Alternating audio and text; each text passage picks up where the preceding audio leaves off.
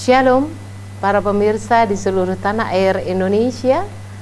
Hari ini kita berjumpa kembali dalam acara pendalaman firman Tuhan. Baik para pemirsa, kami merasakan satu kesukaan begitu besar dan kami juga yakin bahwa Anda yang pada saat ini mengikuti acara ini, kami berharap semua dalam keadaan sukacita dan berbahagia. Dan tanpa terasa, pagi hari ini kita akan pelajari firman Tuhan yang begitu indah. Dan seperti biasa, kita akan ditemani oleh narasumber yang sangat luar biasa. Sebelah kanan saya yaitu Bapak Adri Kaunang sebagai Ketua Jemaat Sidang Warakas. Dan sebelah kiri saya Bapak Alvin Rumanraja sebagai Ketua Jemaat Keramat Pulau. Bagaimana Pak Alvin, kabar? Luar biasa. Luar biasa. Dahsyat. Pak Kaunang, luar biasa semuanya. Kita terlihat semua dari wajah-wajah kedua narasumber kita sangat luar biasa karena berseri-seri berarti berada dalam suasana yang bahagia. Pak Alvin, seperti biasa, hari ini kita mempelajari satu pelajaran yang sangat indah, di mana satu perjalanan dari seorang rasul yang kita ketahui rasul ini sangat populer di dalam firman Tuhan, yaitu di Perjanjian Baru. Sekarang secara singkat Pak Alvin boleh memberikan keterangan bagaimana perjalanan dari Rasul Paulus ini sehingga ia mau menginjakkan kakinya untuk penginjilan pertama yang akan dilakukan sebelum atau sesudah di Tesalonika ini. Baik Bu, terima kasih. Satu pertanyaan yang memerlukan satu pengertian, yaitu mengenai perjalanan Rasul Paulus sebagai misionari yang diutus kepada orang-orang kafir khususnya. Dan kalau kita baca pelajaran kita dalam minggu ini yang merupakan pelajaran pertama dalam kuartal ini yang berjudul Injil datang ke Tesalonika. Kalau kita baca kisah para rasul Fatsal 16, kita bisa melihat bagaimana Paulus merencanakan perjalanannya setelah dia menjalankan perjalanan misi yang pertama. Sesungguhnya bahwa perjalanan ini yang diceritakan di dalam kisah para rasul 16 ini adalah perjalanan misionari yang kedua. Mungkin judul pelajaran kita yang pertama ini Injil datang ke Tesalonika, tetapi kalau saya melihat bahwa pembahasannya itu adalah merupakan satu peristiwa-peristiwa penginjilan yang dialami oleh Rasul Paulus bersama dengan Silas sebelum memasuki kota Tesalonika, yaitu yang terjadi di Troas, kemudian kota yang berdampingan dengan itu adalah Listra, dan kemudian Filipi.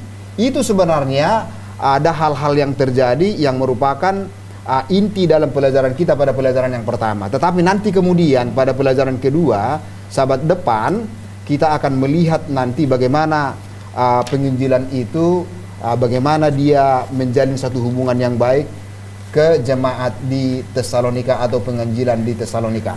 Tetapi karena ini adalah merupakan satu langkah atau stepping stone bagi dia memasuki Tesalonika, maka pelajaran kita ini tentunya akan lebih baik kalau kita bahas hal-hal yang mungkin menguatkan iman dan kepercayaan kita dan menjadi satu implikasi bagaimana kita harus mengatur perjalanan penginjilan kita sesuai dengan pengalaman Rasul Paulus dan apa yang telah dialaminya, baik fisik maupun hal-hal yang lain yang menghambat mereka, yang menghalangi mereka untuk mengabarkan Injil itu di daerah-daerah seperti Troas, Listra, dan juga Filipi. Jadi ini dulu sebenarnya merupakan satu satu perjalanan yang harus kita bahas di dalam konteks pelajaran kita minggu ini. Ya, makasih Pak Alvin, luar biasa sudah menceritakan bagaimana sebelum tibanya Paulus ke Tesalonika ya Pak untuk datang ke sana. Nah, saya ingin bertanya kepada Pak Adri. Pak Adri, ada maksud apa atau bagaimana kenapa sampai dia tertarik untuk datang ke rencana ke Tesalonika ini, Pak? Oke, para pemirsa yang saya kasih dalam Yesus Kristus, saya akan memulai dengan siapa Rasul Paulus ini sebenarnya. Kalau kita lihat di dalam buku Pelayanan Injil halaman 208-209, dikatakan bahwa Paulus memiliki beberapa keahlian dan kemampuan secara individual dan secara manusia.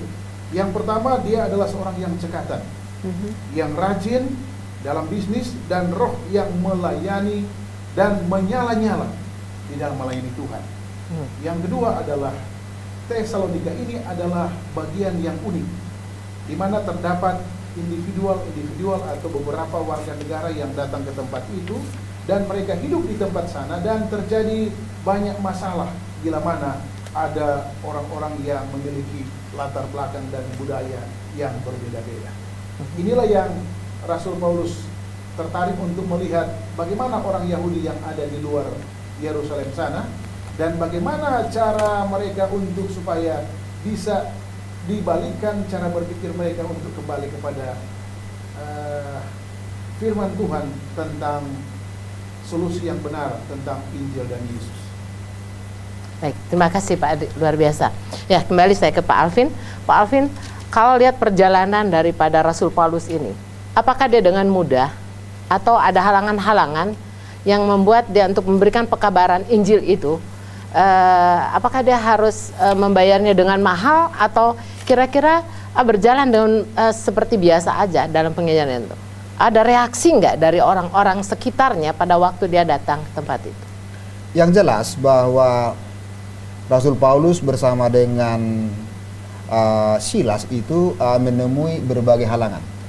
Tugas pokok pada perjalanan misionari Rasul Paulus yang kedua sebenarnya adalah untuk meneguhkan dan juga memperlengkapi beberapa orang-orang percaya yang telah menerima pekabaran itu pada pekabaran misionari yang pertama perjalanan Paulus. Nah, justru maksud Paulus adalah agar supaya selama 3 tahun dia belum dan meninggalkan daerah itu pada perjalanan misionari yang pertama, dia merasa perlu untuk memperlengkapi mereka dengan satu keteguhan iman, agar supaya mereka tetap kokoh. Oleh karena daerah ini, daerah di mana Paulus menginjil ini adalah daerah yang boleh dikatakan sangat syarat dengan budaya-budaya, ya. Mereka itu sangat syarat dengan penyembahan-penyembahan berhala, dan juga apa yang dikatakan di dalam buku ini, Kisah Para Rasul ini, dengan superstitious, yaitu kepercayaan kepada hal-hal yang bersifat magic, ya. Itulah sebabnya nanti kita akan mendapatkan keterangan, dan kita lihat bahwa Rasul Paulus ini juga mendapatkan perlawanan dari penguasa kota, sehingga mereka itu betul-betul mendapatkan satu penganiayaan kedua hamba Tuhan ini, dan sampai dimasukkan ke penjara. Tetapi rupanya bukan hanya penjara merupakan satu alat penginjilan yang memang yang Roh Kudus sudah tuntun, tetapi justru apa yang menjadi penderitaan mereka yang diketahui oleh dunia, justru inilah sebenarnya yang membuat pekabaran Injil itu semakin masuk ke dalam orang-orang yang ada di daerah itu pada saat itu. Jadi ini menarik oleh karena penderitaan itu ternyata menarik perhatian dunia. Jadi kita sekarang ini hamba-hamba Tuhan, jangan kita takut apabila kita menderita. Tuhan akan dapat menggunakan penderitaan itu menjadi salah satu titik tolak bagaimana kemudian berita Injil itu akan masuk. Oleh karena Tuhan akan dapat menggunakan itu sebagaimana digunakannya bagi kedua hamba Tuhan itu, yaitu Rasul Paulus dan Silas. Amin. Luar biasa Pak ya, pengalaman Rasul Paulus walaupun dia sempat di penjara, kemudian merasakan bagaimana sakitnya ya Pak ya. Ternyata tadi sudah dijelaskan oleh Pak Alvin, demikian rupanya kita jangan takut ya Pak.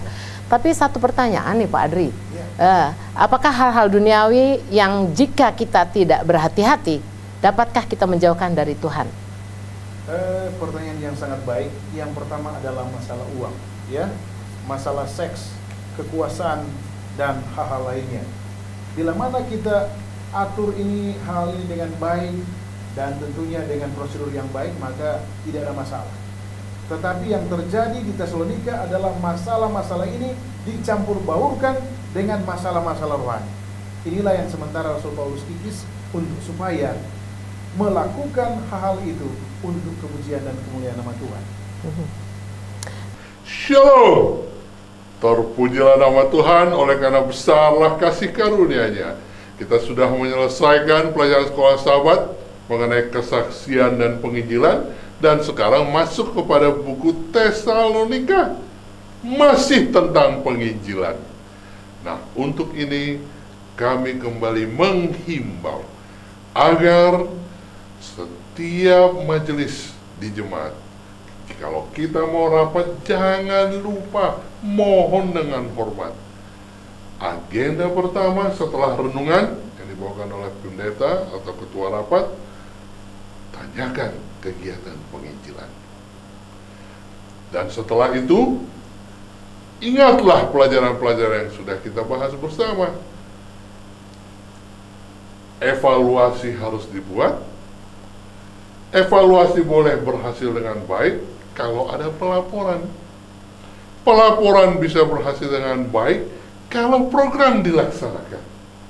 Program dilaksanakan dengan baik kalau pimpinan jemaat, apakah pendeta, ketua, departemen jemaat, mampu mengidentifikasikan talenta-talenta umat. Contoh, seandainya besok pengumuman, kita akan mengadakan donor darah.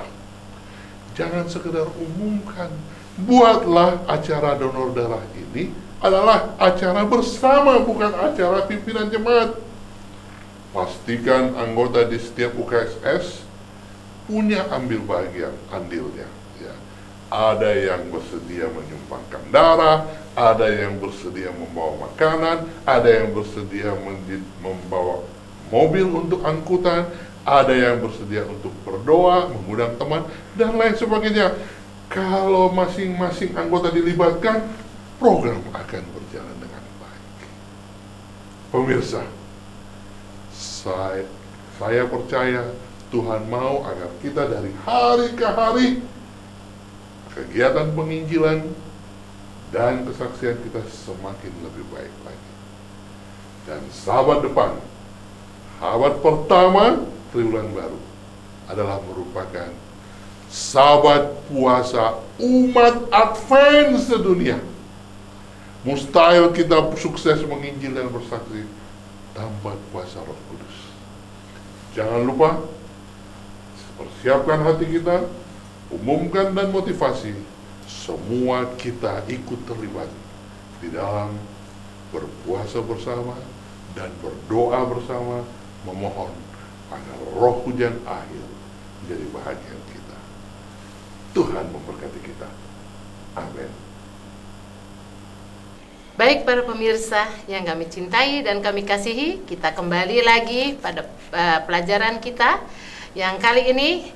Saya yakin bahwa para pemirsa masih mengikuti acara yang sedang kita lakukan. Baik Pak Adri dan Pak Alvin, kita kembali ke pelajaran kita. Kalau tadi sudah kita ceritakan bagaimana latar belakang daripada Paulus, bagaimana historinya sampai dia mau berjalan untuk menuju ke Tesalonika ini, dan bagaimana yang dialaminya oleh Rasul Paulus ini. Kita meneruskan pelajaran kita yang kali ini, bagaimana penderitaan-penderitaan yang sudah dirasakan oleh Paulus itu ternyata dalam pelajaran juga Pak. Kira-kira adakah memang pelajaran itu menceritakan bahwa dari penderitaan baru kemuliaan itu datang, atau penderitaan dulu baru kemuliaan itu datang? Apakah ada ayat-ayat atau pendalaman dalam firman kita ini yang menceritakan sebelumnya memang itu harus sudah terjadi seperti itu, harus mengalami penderitaan dan kemuliaan itu kemudian akan diraih? Baik Bu Yuni, saya akan coba mengutip dari buku Yesaya 53 yang memberikan gambaran bagaimana Tuhan Yesus itu betul-betul menderita dan kemudian dia dimuliakan.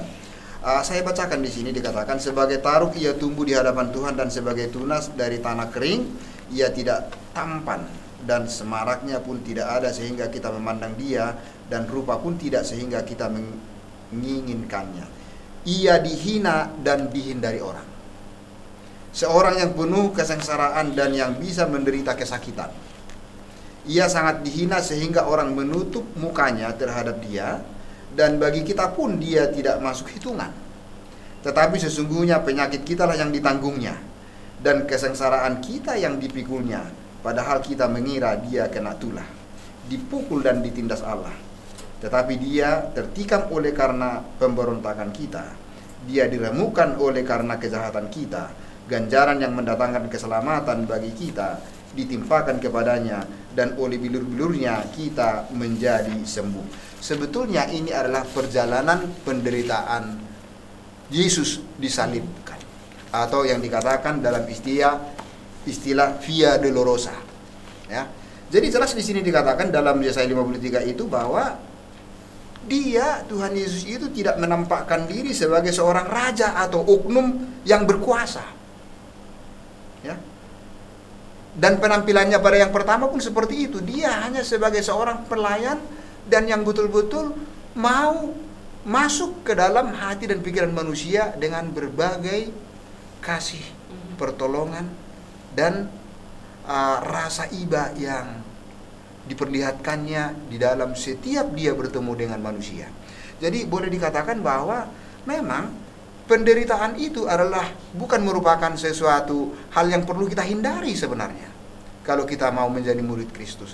Tetapi justru penderitaan itulah sebenarnya merupakan salah satu ciri-ciri daripada murid pengikut Tuhan Yesus atau tanda salib.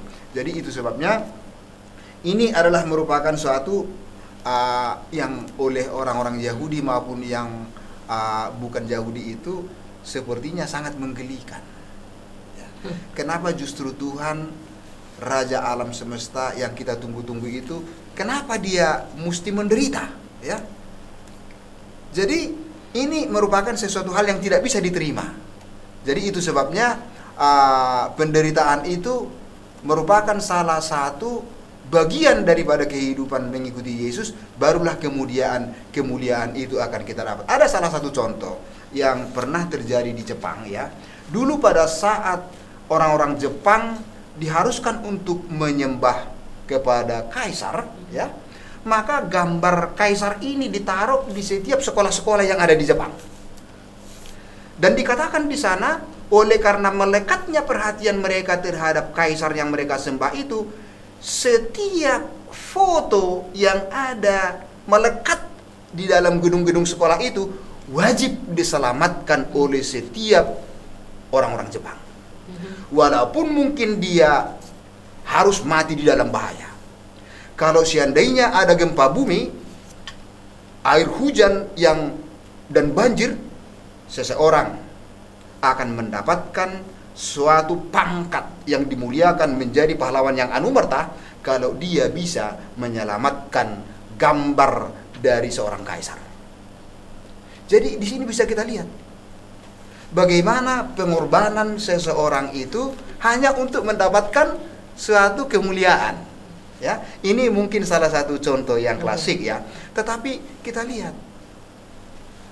pengorbanan adalah merupakan satu langkah kepada kemuliaan. Oleh karena apa? Oleh karena Yesus sendiri telah mengorbankan dirinya bagi kita, yang seharusnya kitalah yang menjadi korban oleh karena dosa itu, tetapi dia mengambil alih.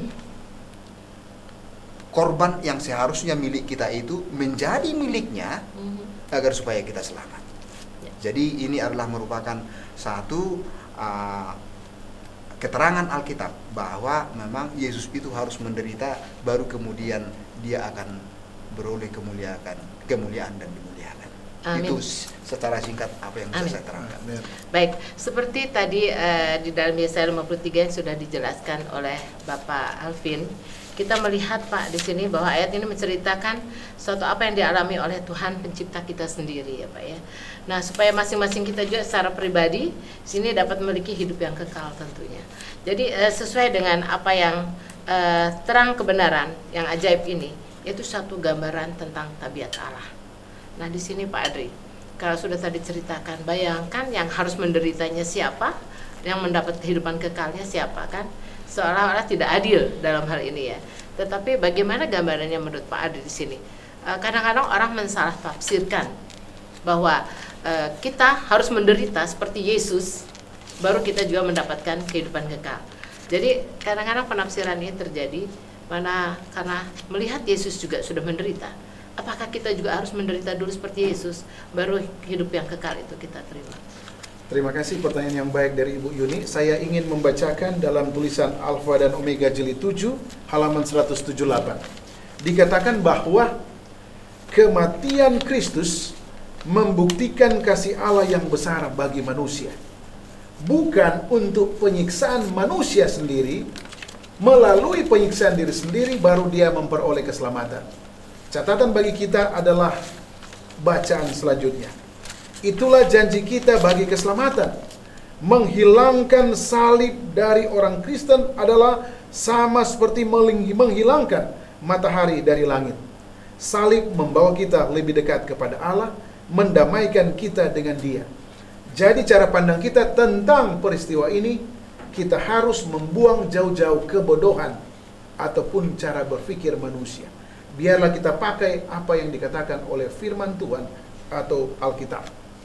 Tanpa salib, manusia tidak mempunyai persatuan dengan Bapa. Kepadanyalah bergantung setiap pengharapan kita, daripadanyalah bersinar terang kasih juru selamat setiap pengharapan kita, dan daripadanyalah bersinar terang kasih juru selamat. Dan bila pada kaki salib orang berdosa memandang kepada seorang yang mati untuk menyelamatkan dia, ia boleh bersuka-suka dengan penuh kesukaan karena dosa sudah diampuni.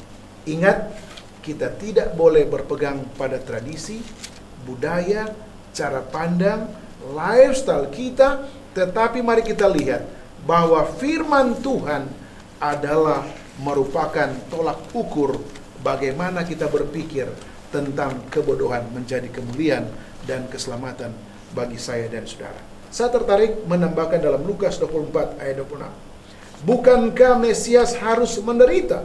Semuanya itu untuk masuk ke dalam kemuliaannya. Inilah sekilas dari pertanyaan Ibu Yuni tentang paham-paham bagaimana kita lebih baik hari demi hari untuk melihat dengan jelas apa kata firman, bukan apa kata saya dan saudara. Amin, luar biasa. Iya, sudah jelas sekali Pak Adi tadi jelaskan. Sangat luar biasa sekali, di mana kadang-kadang pertanyaan itu muncul dan pertanyaan itu kadang-kadang merabak pada diri kita, bahwa banyak kebodohan-kebodohan yang sering kita lakukan dalam pemikiran kita. Baik, Pak Alvin, sekarang sesudah penderitaan daripada Rasul Paulus dan Silas yang sangat luar biasa, bagaimanakah akhirnya Pak? Akan lahirnya sebuah gereja di sana. Baik Bu, saya berterima kasih oleh karena salah satu kebahagiaan yang kita lihat daripada perjalanan Paulus ini adalah oleh karena pada akhirnya dia menemukan orang-orang percaya, di mana Rasul Paulus meneguhkan suatu perkumpulan umat-umat percaya di dalam perjalanannya dia. Dia bertemu dengan Aristarkus dan juga Yason, ya, seorang yang cukup berada dan bisa menunjang pekerjaan Tuhan dari apa yang telah mereka terima sebagai berkat di dalam kehidupan mereka. Yang pada akhirnya dikatakan di dalam pelajaran kita ini bahwa Aristarkus yang kemudian menjadi teman sekerja Paulus, ya, dan juga Yason yang nampaknya juga adalah orang yang berada dan menjadi anggota yang menyediakan rumahnya untuk tempat perbaktian. Ini adalah menunjukkan suatu komitmen bahwa dia adalah orang yang diberkati. Dia bersedia memberikan apa yang dimilikinya ini sebagai salah satu tempat di mana orang-orang yang percaya pada saat itu dapat belajar firman Tuhan, sehingga meluaslah pekerjaan itu kemudian di sekitar kota Tesalonika. Jadi kalau kita lihat di sini bahwa bagaimana sifat umum dari Injil itu ditunjukkan kepada semua kelas, semua ras, yang kaya maupun yang miskin, Yunani ataupun Yahudi, itu tidak menjadi masalah. Oleh karena seperti Pak Adri sudah terangkan tadi, oleh karena kematian Kristus adalah untuk seluruh umat, ya. Amin. Ada untuk seluruh umat, dan kematiannya adalah untuk menebus kita. Oleh sebab itu kita harus bersyukur dan berterima kasih oleh karena kasih-Nya yang begitu mendalam. Inilah salah satu fondasi daripada ajaran Paulus pada saat itu yang diberikan, sehingga banyak orang yang menerima pekabaran itu dan semakin banyak yang diubahkan. Amin. Jadi lahirnya sebuah gereja pada saat itu adalah oleh karena mereka orang-orang yang pertama yang menerima Injil itu bersedia menjadi salah satu jembatan bagi penyebaran Injil itu dan memberikan rumah mereka dan juga berkat-berkat yang ada sama mereka itu untuk mengokohkan penginjilan itu di mana mereka berada. Amin. Amin. Ya, Pak Adri, sini kita lihat setelah Pak Alvin jelaskan tadi bagaimana perjalanan sampai Injil itu bisa diterima akhirnya di sana. Tapi tetap ada satu batu sandungan di sana ya Pak ya. Kalau kita lihat fakta bahwa Paulus harus mendorong umat Kristen di Roma agar tidak malu karena Injil ini, dan menunjukkan bahwa umat Kristen juga menghadapi cemoohan karena keyakinan mereka. Nah sekarang pertanyaan satu aja nih Pak Adri, dengan apakah caranya umat Kristen diejek dalam masyarakat yang kita rasakan sekarang ini? Para pemirsa yang kami kasih dalam Yesus Kristus, pertanyaan ini tidak boleh kita jawab dengan cara pandang kita manusia, karena manusia ini adalah sifat berdosanya 100%. Yang perlu kita jawab adalah pertama, menurut apa yang dikatakan firman yang dikutip oleh Rasul Paulus, Roma 1 ayat 16. Pertama, jangan malu karena Injil. Ya. Apapun yang terjadi bagi saudara, Injil akan menyelamatkan saudara. Karena janji dalam Injil bahwa Yesus sudah datang mati dan akan membawa kita ke dalam kerajaan surga. Bila mana kita sesuai dengan apa? Cara pandang Dia. Akulah jalan, kebenaran dan hidup, pelajaran kita yang lalu. Bila mana kita melihat Yesus sudah mati untuk kebenaran, kalau kita mati pun untuk kebenaran, kita sudah memiliki apa? Pahala yang kekal. Dan yang berikut dalam Wahyu 14 ayat 6 dikatakan sebagai berikut. Dan aku melihat seorang malaikat lain terbang di tengah-tengah langit, dan padanya ada Injil yang kekal untuk diberitakan kepada mereka yang diam di atas bumi, di tempat saudara dan saya berada, dan kepada semua bangsa dan suku dan bahasa dan kaum. Tidak ada cara pandang yang lain untuk memisahkan kita dari Injil, dan tidak perlu kita takut bila mana kita mengabarkan Injil dan memperoleh feedback, ancaman, penganiayaan dan sebagainya karena Injil, karena kita tahu bila mana kita melaksanakan amanat agung dari Yesus, tidak ada yang dapat memisahkan kita dengan kuasa-kuasa Allah yang sanggup menolong kita dan membawa kita sama seperti Stefanus, mati tetapi jaminan surga menjadi bagian dari saudara kita, hamba Tuhan Stefanus. Amin, luar biasa. Baik Pak Adri dan Pak Alvin, sebetulnya masih banyak pertanyaan-pertanyaan yang kita ingin bicarakan di sini, kita dalami di sini, tapi waktu juga yang harus mengakhiri acara ini. Amin. Tapi saya punya satu rangkuman setelah kita berbicara tadi, yaitu sejumlah poin penting yang telah dibuat dalam pelajaran pekan ini, yaitu hal utama yang perlu kita ingat dari pelajaran ini adalah betapa pentingnya firman Allah bagi kehidupan kita, misi kita, dan kesaksian kita. Kita perlu berakar dalam kitab suci dan segala kebenaran yang diajarkannya bukan hanya untuk diri kita sendiri, namun kita harus saksikan kepada orang lain. Ya Pak ya, pelajaran-pelajaran hari ini sangat luar biasa, bagaimana dari pada historinya sampai latar belakang dan bagaimana cara bekerjanya Paulus dan Silas, dan bagaimana Yesus sudah mati untuk kita, bagaimana Yesus sudah sengsara dan menebus dosa kita hanya untuk hidup kita yang kekal masing-masing. Baik para pemirsa yang ada di mana saja sekarang berada, kita akan mengakhiri acara ini, dan tentu kita tidak akan sampai di sini saja. Pada hari-hari yang berikutnya kita akan bertemu lagi tentu dengan topik yang berbeda, Dan sebelum kita menutup acara kita ini, saya mohon Pak Alvin untuk kembali bawakan dalam doa. Tolong Pak Alvin, jangan lupa doakan pemerintahan kita, umat-umat kita di seluruh dunia. Biarlah Tuhan selalu memberkati kita semua.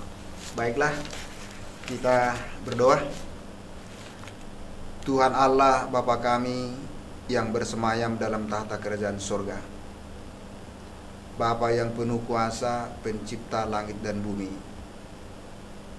Bapa yang maha agung, yang senantiasa memelihara kehidupan kami.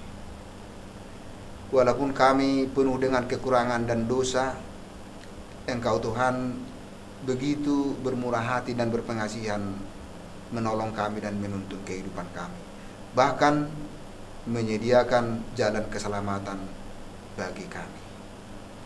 Oh Bapa di surga, kami bersyukur dan berterima kasih oleh karena pada jam ini kami telah menggunakan waktu kami Tuhan untuk membahas bagaimana hamba-hamba Tuhan telah diutus, telah menderita, bagaimana mereka Tuhan